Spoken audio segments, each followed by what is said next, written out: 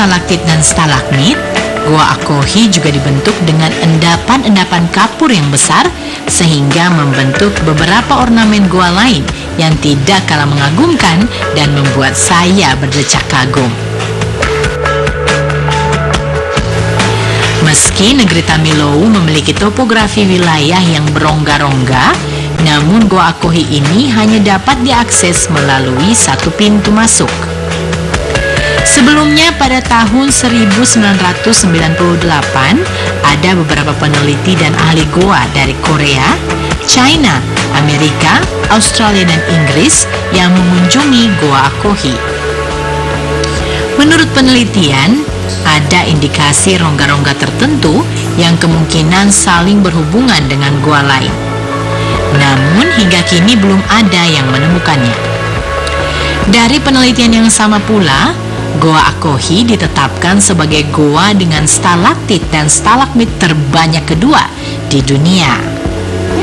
Karena saya memilih jalur yang digunakan oleh wisatawan normal, maka menurut arahan Pak Jack, kita harus berjalan kurang lebih beberapa meter ke arah utara hingga ke batas jalur Pleaser. Walaupun disebut dengan jalur Pleaser, namun ternyata untuk menjelajah Goa Akohi ini tidak semudah yang saya bayangkan. Beberapa meter berjalan pada jalur Pleaser, Pak Jack sempat menunjukkan pada saya tempat di mana kelelawar berkoloni. Menurutnya, koloni kelelawar hanya sebatas 25 meter dari permukaan goa. Tidak ada hewan lain yang berhasil berkembang biak di sini.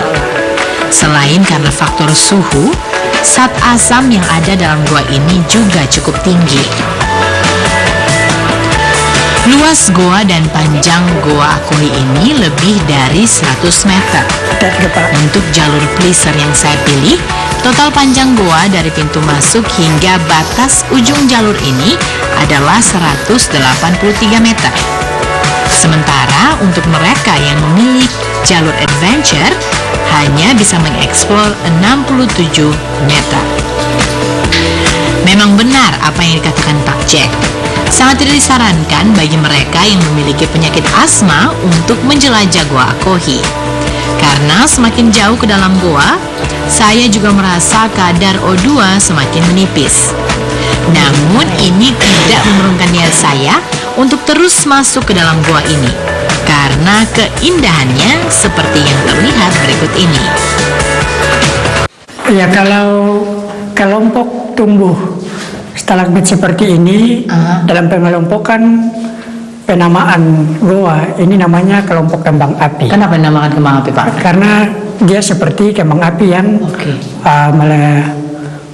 meletus ya, seperti itu.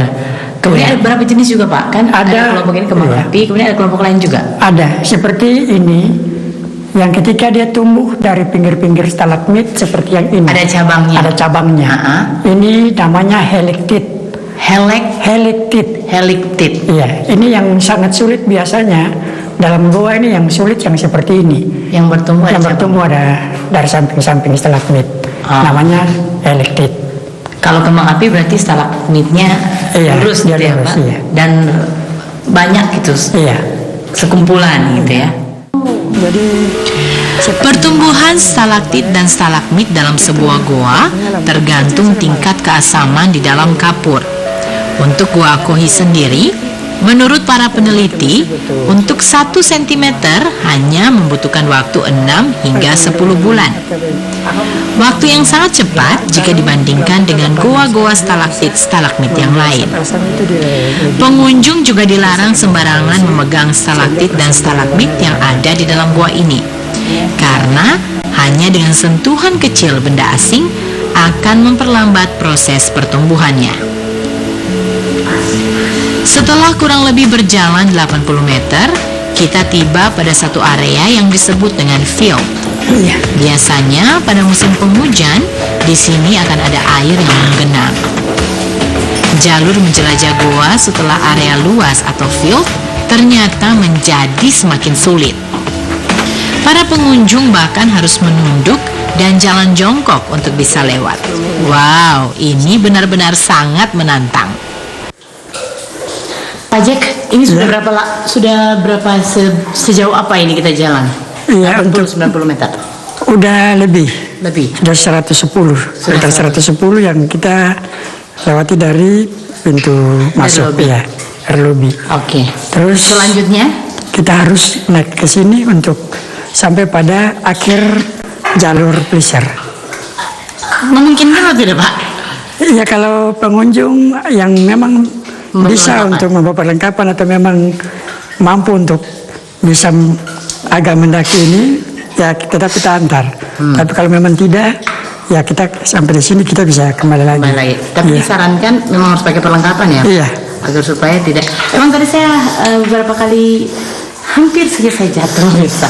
Karena licin. Jadinya karena menurut Pak Jack kita tidak menggunakan perlengkapan, alangkah baiknya perhentian kita di sini. Iya. Misalnya ada yang ingin bertualang ke gua ini, disarankan harus menggunakan perlengkapan lengkap agar supaya semua medan bisa masuk.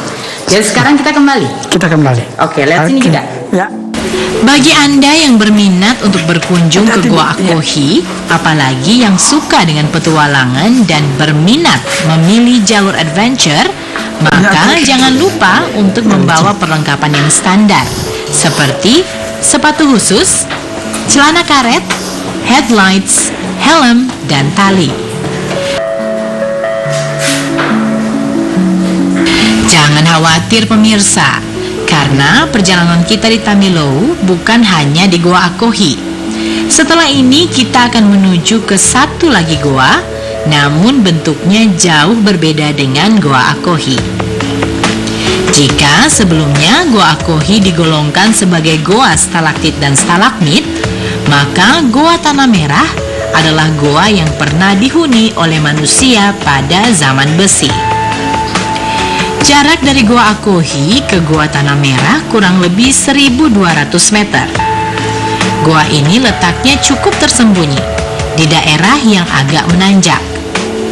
Setelah tidak jauh berjalan dari tepi jalan, akhirnya saya tiba di permukaan Gua Tanah Merah.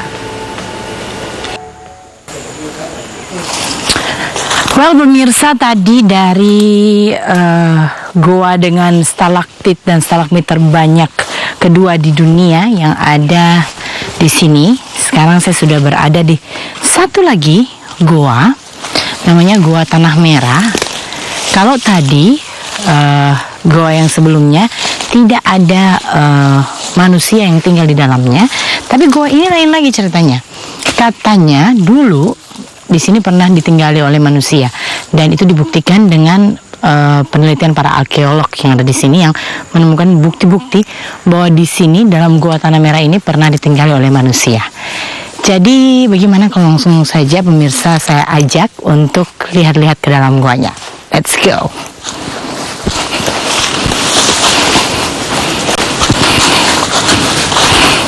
Memang gua ini tidak seluas Gua Akohi. Namun Gua Tanah Merah ini cukup besar untuk klasifikasi goa yang pernah ditinggali oleh manusia pada zaman besi. Dahulu, goa ini dapat diakses dari beberapa pintu. Namun karena longsoran kecil pada musim penghujan beberapa dekade lalu, maka akses masuk dari pintu lain tertutup oleh endapan tanah. Kedalaman Gua Tanah Merah ini mencapai 7 meter dengan luas kurang lebih 10 meter. Para arkeolog yang melakukan penelitian pada Gua Tanah Merah ini menemukan bukti gerabah dan beberapa benda lainnya ketika melakukan penelitian dan penggalian. Pak Jack, ini kan pernah ada arkeolog yang kesini kan ya Pak? Bukti dan menemukan bukti ada pernah manusia tinggal di sini. Iya. Ini lubangnya yang digali. Iya. Kemudian apa yang didapat dari sini? Di sini yang didapat itu gerabah dan batu asah parang atau batu gosok parang. Sehingga dianalisakan bahwa mereka tinggal pada zaman besi karena memang sudah ada batu asah parang. Itu yang dikatakan oleh para arkeolog. Iya. Kemudian sekarang gua ini juga termasuk salah satu tempat wisata ya? Iya. Kalau ada yang berkeinginan untuk mengunjungi gua yang pernah ditempati oleh orang tua dulu atau manusia itu biasa dibawa kemari. Zaman besi ya. Iya. Beda sama gua Akohi. Akohi tadi ya, yang Iya. cuma ada stalaktit, stalagmit.